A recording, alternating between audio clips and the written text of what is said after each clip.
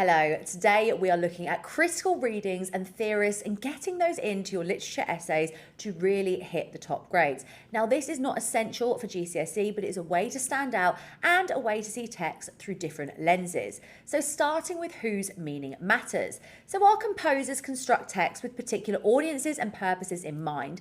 Meaning is ultimately created by the reader when it comes to text. So this is why teachers will often say something like, there is no wrong answer as long as you can justify it. Text can be interpreted and reinterpreted over time, often because different readers bring different contextual knowledge, values, or life experiences. Understanding and using different readings of a text allow you to show nuanced thinking, hit the highest assessment objectives, and write with maturity. You may have already started talking about readers from the time and modern readers, and that is a great place to start. We're going to try and take that even further in this session. So first of all, what are readings? So a reading refers to an interpretation of a text, what someone thinks it means. Some readings align with the commonly accepted understanding of a text, while others challenge or resist those interpretations, and all are valid as long as you can justify them. So it is an example. It was a dark and stormy night. 2 black horses, slick with rain, bolted through the street, visible for only a second in the dim light thrown from the saloon. The relentless heavy snorting and neighs were all but unnoticed by the rowdy congregation within. The 2 stallions galloped into the cruel, cold night, free at last. Now that is a little text and we're going to apply some different readings to it. So the literal meaning of that passage is that 2 horses run through a western town on a stormy night. The dominant reading, which is the main reading, and I'll go into this in more detail, is that the horses have escaped oppression and now represent freedom. And then an alternative reading could be that the passage is a warning about vice and drinking. Their owners, neglectful in the saloon, have lost control. And that is just one alternative reading.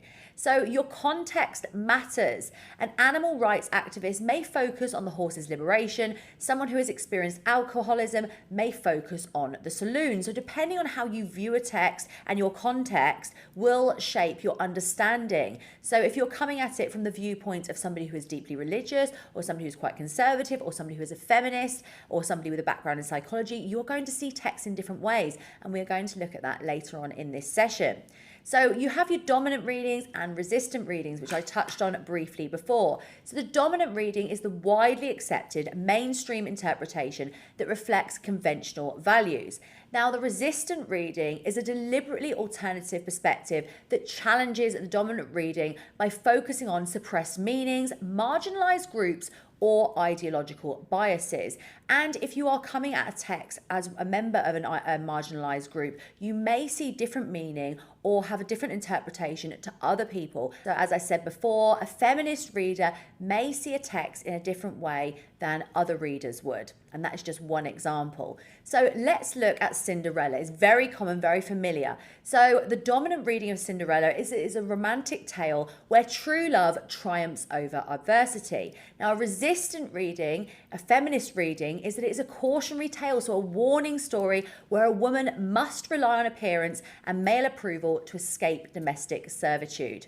Now, Brian Moon explains that dominant readings reinforce prevailing values. Resistant readings challenge assumptions such as gender stereotypes or class inequality, or anything to do with race or any other marginalized group.